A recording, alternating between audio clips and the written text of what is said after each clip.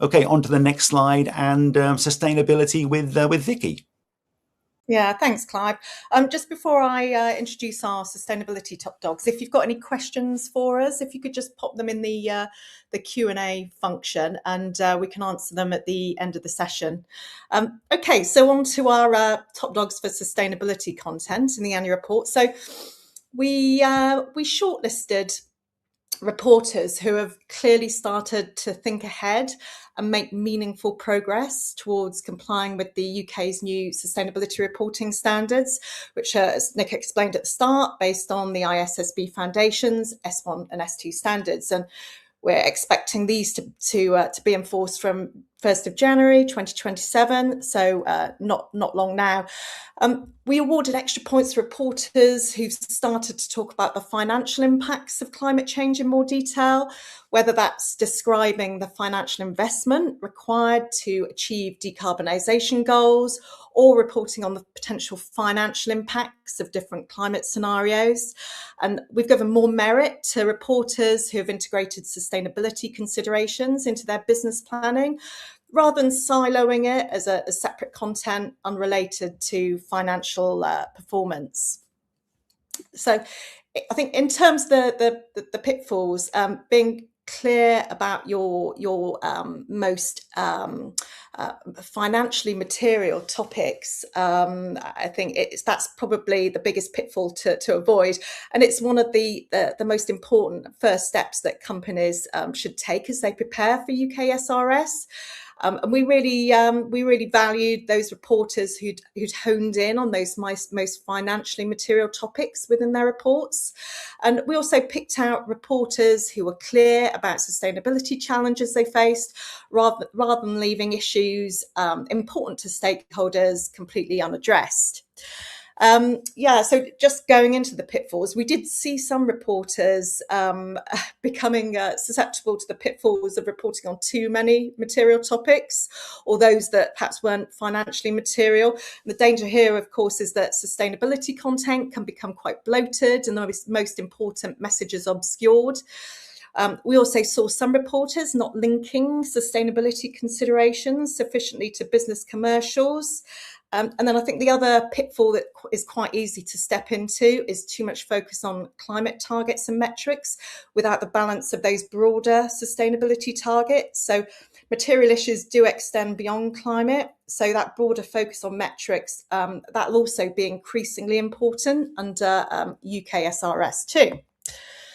Okay, so in our research, we did pick up some quite interesting stats on sustainability. So quite interestingly, a noticeable shift was the number of businesses being clearer about their plans to comply with UK SRS. So this actually leapt up from 13% of businesses last year to 20% this year. About just under half of the FTSE 100 reference UK SRS to some extent, but it's often limited to just to a passing reference. There was a 20% increase in the number of businesses clearly reporting on the financial impacts of climate change, which was really encouraging in terms of UK SRS preparation. And we also saw an increase of the number of reporters including their climate transition plan in the report, and that was up 16% on 2025. So under UK SRS, companies who have a climate transition plan will have to publish it in their annual report. And the adoption of net zero targets was near universal, with just a handful of reporters not adopting them at all. Okay, so on to our winners. Our first sustainability top dog is Midlands-based water and wastewater business Severn Trent. There are so many interesting features about the sustainability content in this report. I think firstly, sustainability isn't siloed into an isolated section within this report. It's integrated throughout, particularly. So here it's integrated throughout the strategy section, which really underlines how key it is to business performance. We really liked the approach taken in the nature and climate section, which starts with a double materiality assessment and explains where material topics are covered across the strategic report. And actually, interestingly, our research found that 62% of the FTSE 100 now reference a double materiality assessment in their report, with many reporters including the results of the assessment within the report and others discussing their plans to do one in the future. So Severn Trent have helpfully presented their climate and nature content together, which also really helps to streamline content. Okay. I've saved 4 points for their engaging and illustrative approach to presenting the value chain.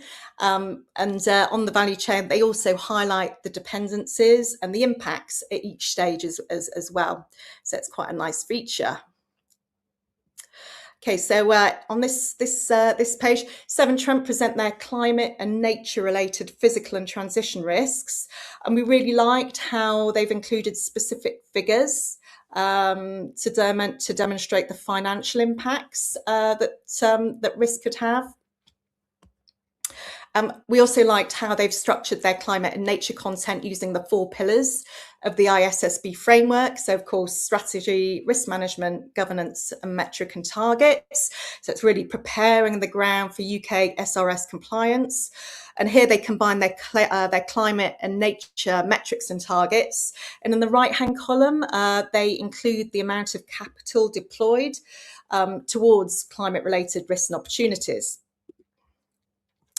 Okay, and finally, they've got a really helpful TCFD, TNFD framework summary table aligned to the ISSB pillars. Okay, our next sustainability winner is Medical Technology Group, ConvaTec. So there are a few winning features we wanted to showcase here. We really like the pull-out on the right-hand side, which highlights how much they're investing in decarbonisation and their committed spend on it from 2026 through to 2030. We also really love the transparency of this feature. So this feature's on how they're responding to the challenges of the low carbon transition through their value chain. And here they describe capital spending on decarbonisation initiatives in the climate-related metrics and targets section. They're really clear on how they're allocating finance and resources to limit risk exposure related to climate change. Okay, next up onto our winners for risk.